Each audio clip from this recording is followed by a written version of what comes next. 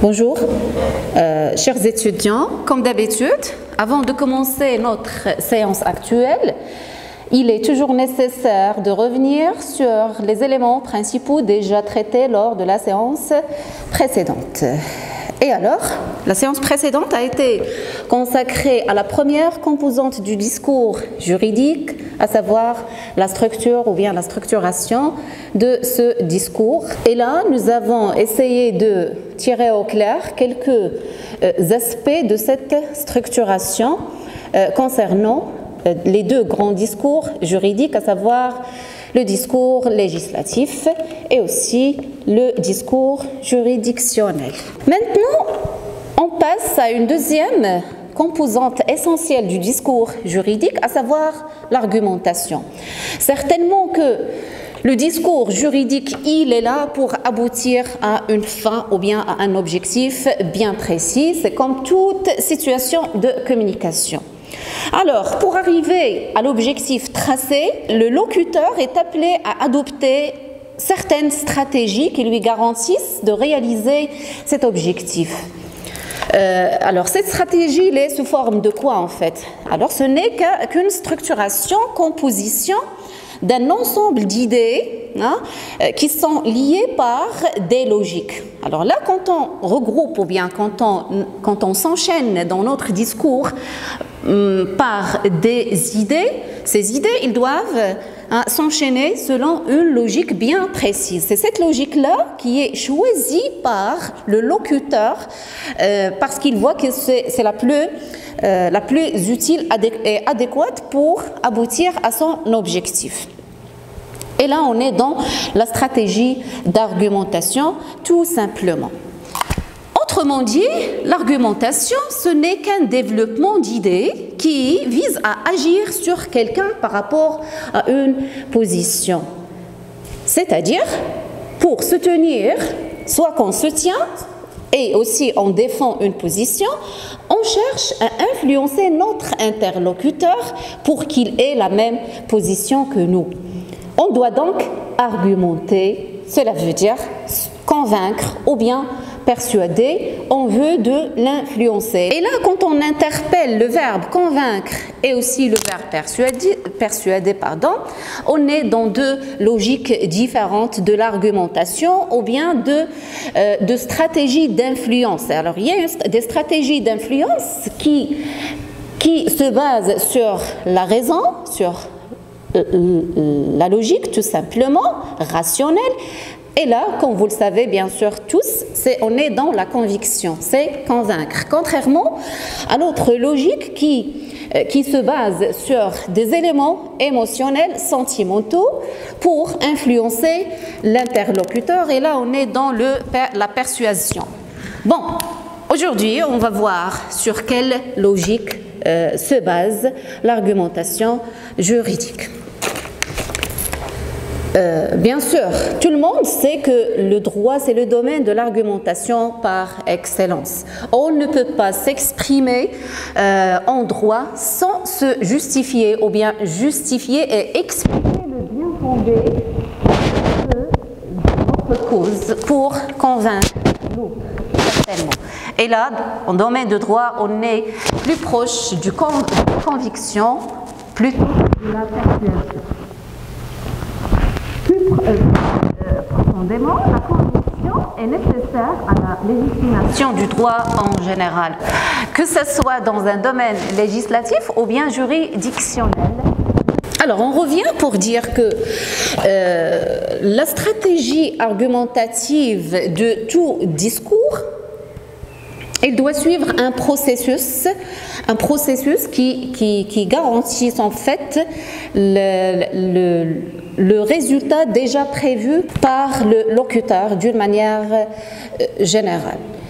Et alors, ce processus, il doit être meublé de certains procédés et de certains modes de raisonnement qui sont capables de nous faire arriver ou bien de nous faire aboutir à la fin du chemin qui est tracé au départ de notre situation de communication, bien sûr juridique, puisqu'on est dans le domaine de droit.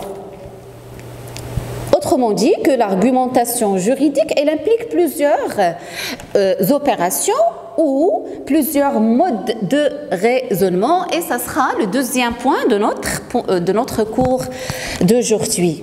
Les modes ou les formes de raisonnement, ils suivent deux grandes logiques, que ce soit une logique qui se base sur le principe de la continuité, ça veut dire que les arguments ou bien notre stratégie utilisent des arguments qui sont liés entre eux par le principe de l'addition.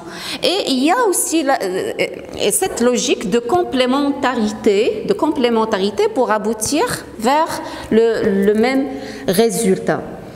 Comme ça peut adopter ou bien se baser sur une logique de confrontation. Et là, on n'est pas sur cette même ligne de continuité et d'ajout des arguments qui se complètent, mais il y a la confrontation des arguments qui s'opposent, bien sûr. Alors, la confrontation, c'est la discussion qui s'effectue entre des arguments différents. Et là, dont chaque partie essaye de soutenir sa position, ces positions qui sont opposées, bien sûr.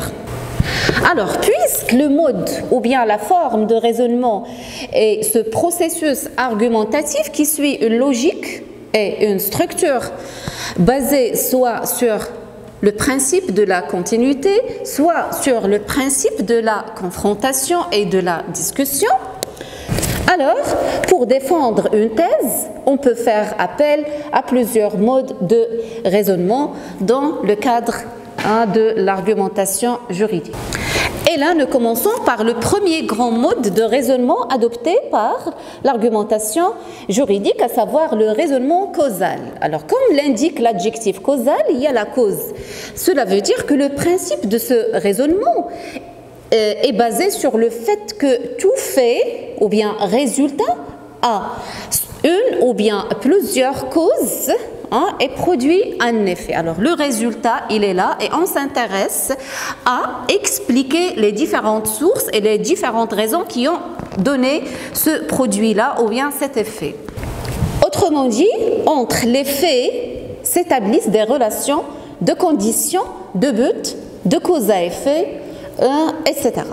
Et là, on interpelle la partie de discours qui est exprimée par, ou bien dans le préambule et le dispositif du texte de loi. Alors là, c'est le principe ou bien c'est le mode de raisonnement causal qui est adopté par le législateur. Ça veut dire c'est par excellence. Le préambule, il relate ou bien elle explique les différentes raisons en se basant sur le principe de l'ajout de ces raisons et de ces motifs qui justifient la présence d'une loi ou bien l'adoption d'un projet de loi.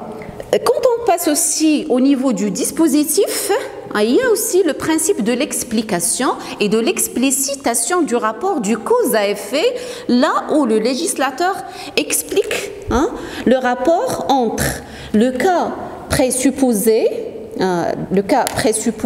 autrement dit le cas hypothétique de la règle juridique, et le rapport de l'effet ou bien de la conséquence juridique qui est prévue par le législateur pour ce problème hypothétique. Alors, pour réussir ce type de raisonnement ou bien ce mode de raisonnement, on est appelé à utiliser différents procédés ou bien outils d'argumentation.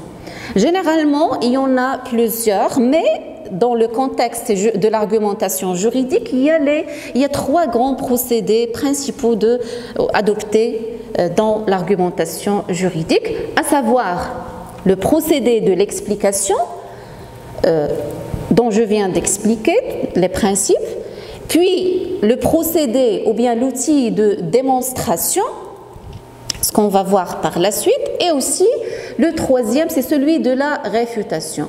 Autrement dit, l'explication, la démonstration et la réfutation restent les procédés les plus utilisés par le discours ou bien par l'argumentation dans le discours juridique. Et pour ce mode de raisonnement causal qui se base sur l'explication, alors là, on utilise le procédé de l'explication qui est un procédé de nature linéaire, comme je viens de l'expliquer, ça veut dire, il se situe au niveau de la même lignée pour ajouter des arguments qui se complètent.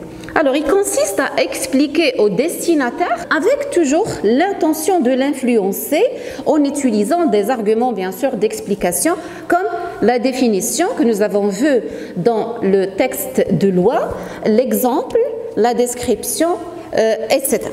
Maintenant, on passe à un deuxième grand mode de raisonnement adopté toujours par l'argumentation dans le cadre du discours juridique, à savoir le raisonnement inductif.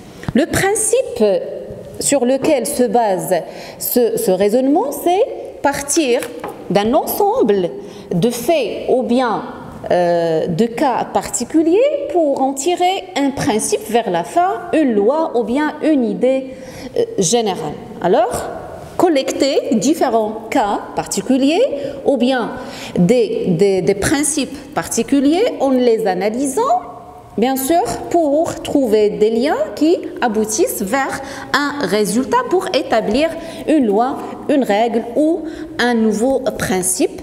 Et là, c'est un mode de raisonnement qui peut aussi être utilisé, que ce soit dans le texte législatif ou bien le texte juridictionnel. Par exemple, le juge, dans le traitement du cas particulier, il est appelé de rassembler les éléments et les éléments du cas particulier pour aboutir à une décision. Comme aussi dans le texte de loi au niveau du préambule. Alors le préambule, elle part de plusieurs cas, ou bien qui sont tout simplement les motifs qu'il collecte, qu'il analyse, qu'il explique et justifie pour aboutir à ce principe de la loi en question.